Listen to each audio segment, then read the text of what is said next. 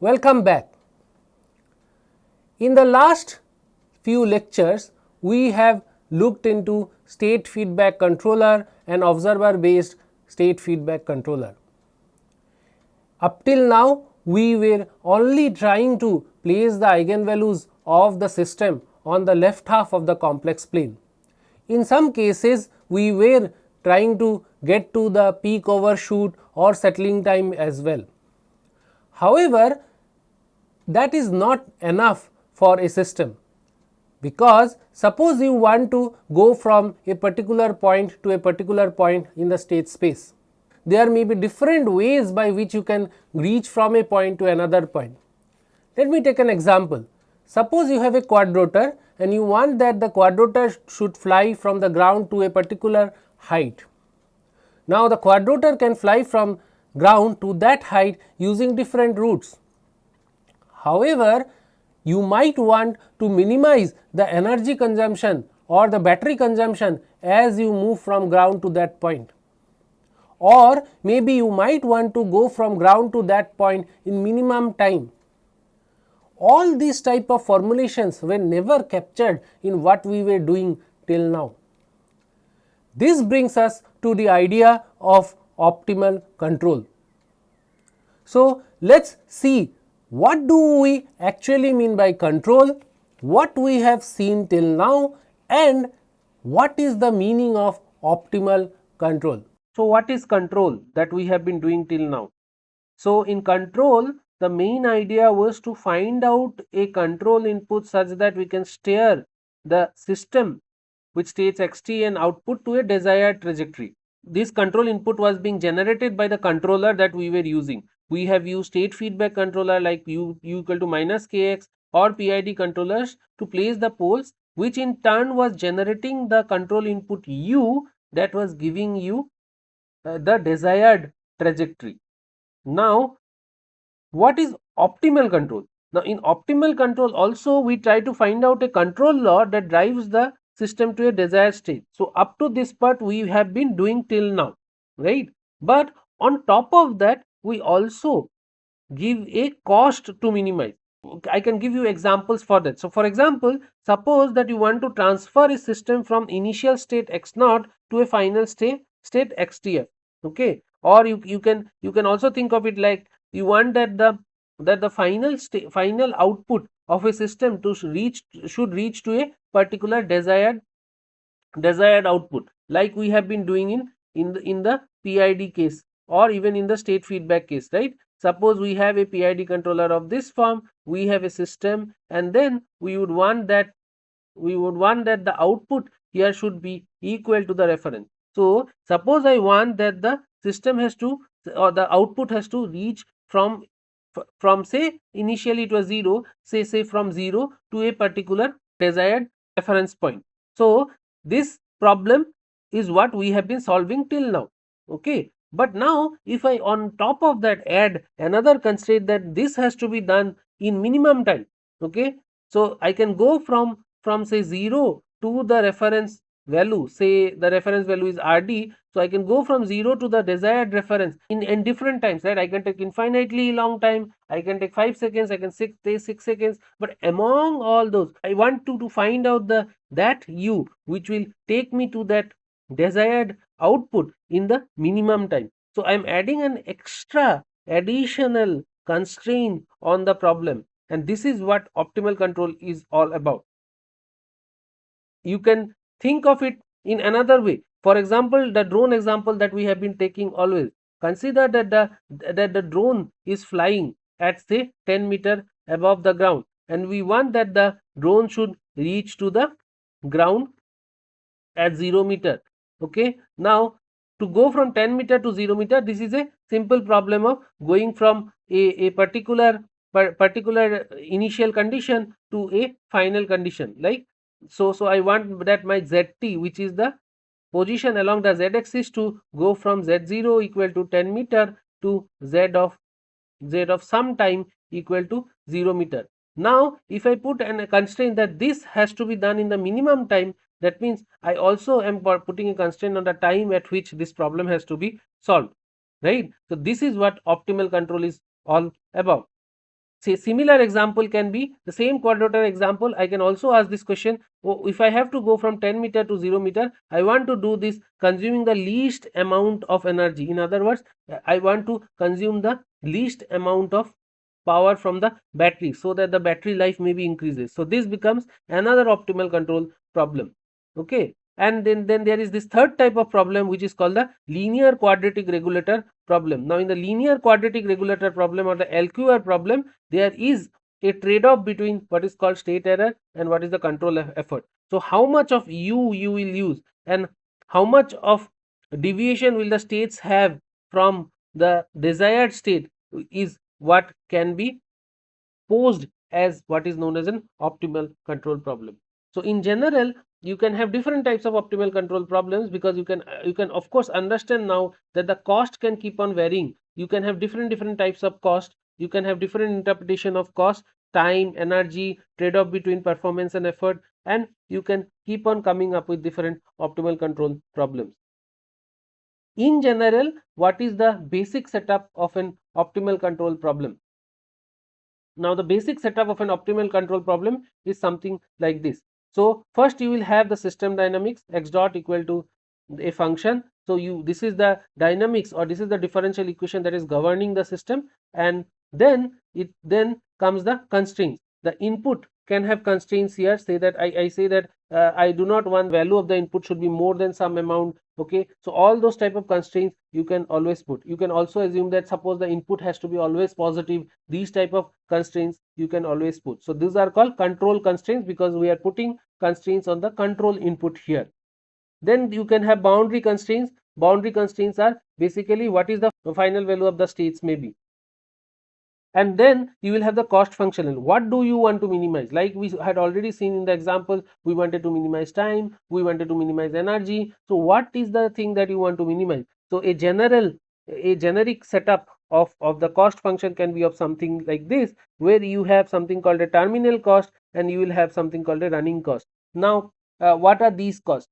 So the terminal cost is basically where do you end up. Okay, so for example, let me take a simple example. Okay, suppose imagine that you are moving from say Delhi to Mumbai and you must arrive by a fixed deadline. So the running cost here is like the total fuel you burn along the way. Every second you accelerate, you give more fuel, right? So or every second you sit in the traffic, you waste more time. So this integral here accumulates this cost at every instant. It does not care about your final position, only about how you have traveled the journey. Okay, so that is what the running cost is. What is the terminal cost? The terminal cost is like some parking fine at a destination, say. It doesn't matter how you have come from say Delhi to Mumbai while driving. Okay, it doesn't matter in the way what you have done. If you have maybe arrived instead of Mumbai, you arrived at a different location, say Pune, you have missed the final destination that you wanted to reach, and that will be penalized more. The cost function is basically saying that drive in a way that minimizes this running cost and also the end cost. Once now that you have understood what this cost functional is all about, now the question will be, how do we find out a U star such that this cost functional is minimized subject to these constraints and dynamics. Okay, this has to be, the constraints and dynamics has to be satisfied as well as the cost functional has to be minimized. Now if I try to pose the minimum time control problem that I have explained in this setup, how will it look like? So for example, I am using a drone. Again, I took the drone example. So for a drone, what is the system dynamics? The system dynamics, the states I can choose as the position along the z-axis and the velocity along that direction. So the ddt of that will come out to be 0 1 and then 0 0 z dot plus 0 1 u being the acceleration here, right? So this will be the system dynamics. So first you have to explain what the system dynamics is, and suppose the drone is at 10 0 position, that means it is 10 meter above the ground, and at that point it is hovering, which means that suppose the velocity at that point is 0. So this is the initial condition. Now I can put a constraint that okay, the acceleration that you will give will have to be limited by some maximum value, because you see at the end of the day the drone is flying with the help of motors at the end, right? And the motors will have physical constraint that it cannot accelerate beyond a point. It cannot give RPM beyond a point, which means that it cannot have acceleration beyond a point. So we can always put a constraint here. So see, some practical points of things are also coming in. This was not being done in state feedback control directly. Okay, so control constraints we can put. Then we put the boundary constraint. The boundary constraint is that it has to reach from 10-0 to 0-0. The drone has to go from position 10-0, 10-0 being 10 being the position, 0 being the velocity, to 0-0. So it has to come to ground, and at ground it has to remain at velocity 0, but that means it has to halt there. And finally the cost function is minimum time. So I want to minimize the time, so this is a running cost here. You can see that because from the drone has to go from 10 meter to 0, and within in this time interval this has to be decreased. So that means it is a running cost here. So 0 to tf dt will be your cost functional here, because you see this is nothing but tf, and which is basically we are trying to minimize. We are trying to minimize the final time. So this is the minimum time control problem.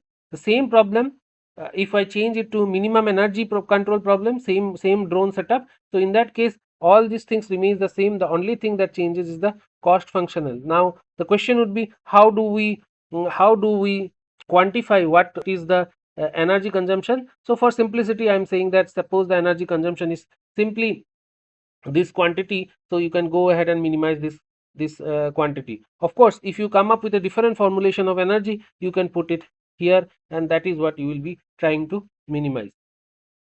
And then LQR cost, you have a different type of cost. Now in LQR cost, what is done is this part, the running cost, is written with a quadratic cost here, which is x transpose qx plus a transpose ra. Let us try to understand this much. Okay, so what is this x? X is an n cross 1 vector. Okay, and here you see that means this becomes a 1 cross 1 vector q, and this x is n cross 1, so q better be n cross n. So therefore this term is a scalar here. This is a 1 cross 1 scalar here. Similarly a transpose r a, of course in this case a is 1 cross 1, but in general it can be a multi input system also. In that case a will be m cross 1. In that case you see this is 1 cross m, so a transpose is 1 cross m, a is m cross 1, so therefore r will be an m cross m matrix, and you can see that this quantity will also be a scalar. So basically in the inside part you have a quadratic term. These are quadratic terms, okay, and these are scalars. Why am I calling this quadratic term? Think of it like this. So suppose q is a diagonal matrix, okay, so in that case how will x look like? Suppose x is, so this is my x, right, z and z dot, okay, or let me just write down z and z dot here. So z and z dot is your x. So in that case suppose this is a diagonal matrix, so this is what I get. This is what I get as x transpose qx, which means this is nothing but q1 z square plus q2 z dot square. So this is like quadratic terms, right, and that is why these are called quadratic. This is called a quadratic cost, and that is the reason this LQR word comes in. In LQR, the LQR full form is linear quadratic regulator. So what is the linear quadratic regulator? The linear quadratic regulator is basically linear because I am talking about a linear system here. Okay, the system is always a linear system here. Okay, and quadratic because the cost function is quadratic. That is why this is called a linear quadratic regulator, because this will give you a controller. So therefore this is a linear quadratic regulator problem, or LQR, in short LQR control problem. So here important point is that this is a quadratic cost. And now one more important point is that this q and r is not any arbitrary matrices. Okay, this has some conditions. Q is what is called as a positive semi definite matrix, and r will be a positive definite matrix. Now what is this, a positive semi definite matrix and a positive definite matrix? So a symmetric matrix A is called a positive semi definite matrix if x transpose of Ax is greater than or equal to 0 for all x. Again you see x is n cross 1, so this becomes 1 cross n, this is n cross n, this is 1 cross n. So this term is a scalar number 1 cross 1. So what I am saying is that you can plug in different values, different vectors x transpose here. For all vectors x transpose Ax will come out to be greater than or equal to 0. So think about it like this. So suppose A is 1 and 1, and now if this is the A matrix, so you can see that if I find out x transpose Ax, I get x1 square and x2 square. So now whatever value of x1 and x2 you choose, this will always be greater than 0. Of course, whatever non-zero values of x1 and x2 you choose, you will always get this to be greater than 0. So then we say that this is a positive definite matrix. Okay, so in that case we call it to be a positive definite matrix. Whereas if suppose this was 0, in this case you see this becomes this. Now in this case you can see if I take my x to be 0, 10, in that case this quantity will come out to be 0, right, which means I am getting x transpose Ax greater than equal to 0 for a non-zero x. Okay, so then this becomes a positive semi-definite matrix.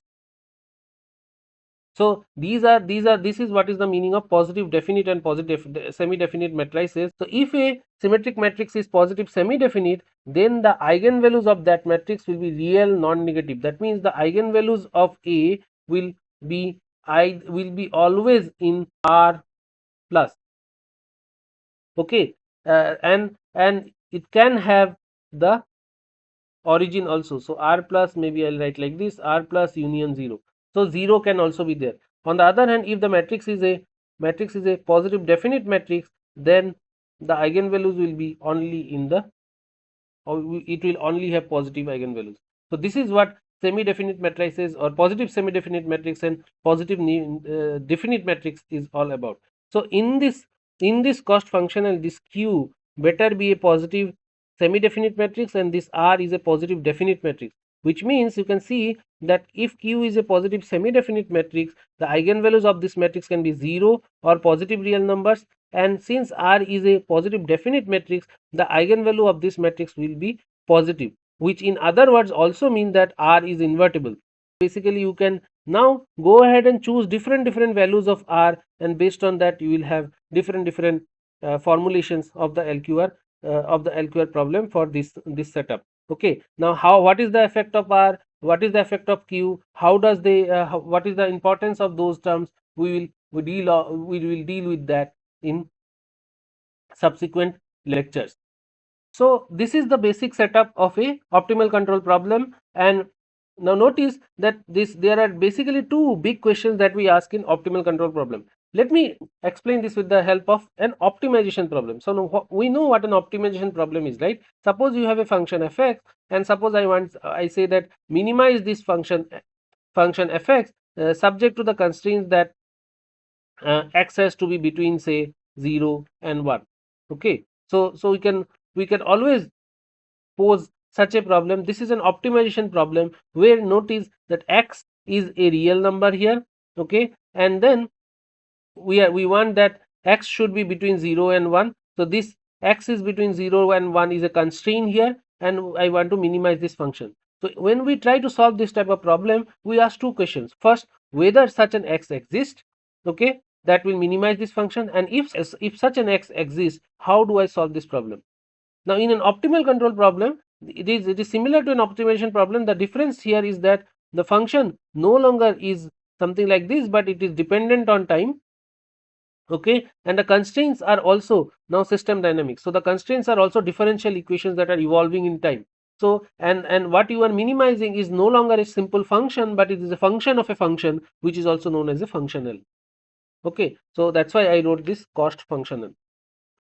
So here also we can ask the same questions like, does an optimal control U star exist that will solve this problem? Now in case such a U star exists, then how do we find out such a solution? Now I will give you the recipe by which we can find this solution. Of course, there is a vast literature on this. Optimal control as a whole in itself is a big course. Okay, so you can always take up such a course. So to understand the nitty-gritties of this, in this lecture I will just give you the simple recipe. Of course, again those have subtleties as well, but I'll just give you a simple recipe so that you can understand how these type of control problems are solved. So the basic idea is that you first have to create something called a Hamiltonian function. So how do we create an Hamiltonian function? To create an Hamiltonian function, you take the running cost, okay, and then to that you add lambda transpose f, where f is the function which defines the system, and lambda transpose is what is known as co-states.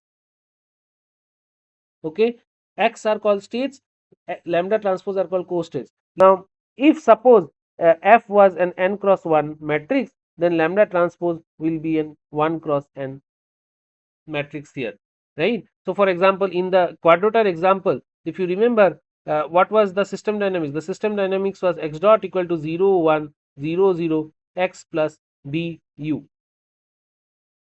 right? This was your system dynamics. So in that case your function was this, okay, so your function was basically this z dot and u. This was your function, this was your function in that case. So here you can see this is a 2 cross 1 vector, so this becomes 2 cross 1, and then lambda will be a lambda 1 t and lambda 2 t. So you have two co-states there, okay, and this is basically the running cost that you have. Now once you have defined a Hamiltonian like this, it turns out that the u star optimal input that will minimize this cost function will satisfy all these four conditions. Okay, it is almost like, again, when you try to minimize a function f of x, say x belonging to real number, you know that you have to go ahead and solve this condition, right? So this is a necessary condition, stationarity condition. So you solve this condition, you hope that the solution of this, whatever solution you get, that will also satisfy this, right? So if it satisfies this, we say that yeah, okay, x will minimize the function. But in this case also we get something similar, but of course it will be more involved than what we do in optimization. So here you will see that the u star satisfies what is known as the Pointagrad's minimum principle. So basically u star is the one which will minimize this Hamiltonian function, and also x dot will satisfy these equation, lambda dot will satisfy this equation, and if you have a boundary condition, if you have a terminal cost, in that case lambda of tf, the lambda that you are taking here, must be such that it satisfies this condition. So if you want to solve a optimal control problem, you better first find out the u star that will minimize this function. So if you make a comparison between optimization problems and optimal control problems, OCP, then in optimization problem the decision variable is a static point in space. In OCP the decision variable is a function over time. The cost function in optimization problem is a scalar to minimize, okay, and in case of OCP we have to minimize the Hamiltonian that we have found out here. In case of optimization problem, you find that the gradient at x star, or basically the optimum point, will be equal to 0. This is what is known as the stationary condition. In case of OCPs, you minimize this, you minimize h, and the argument of that will give you the optimizer. So you have seen now what is a standard optimal control problem and what is the recipe to solve such a problem. Remember, I have not gone into the subtleties of optimal control till now, and it won't be possible for me to get into all the nitty-gritties of optimal control in this course. Optimal control in itself is a full-length course where there are a lot of things to unpack. However, what I have given you is a simple set of rules by which you may be able to find out the optimal control that will solve your problem. What we will see in the next lecture is something called LQR optimal control. this is the type of a problem which is generally quite heavily used in the practical field, and that is the reason we will dive into that in the next lecture. Thank you.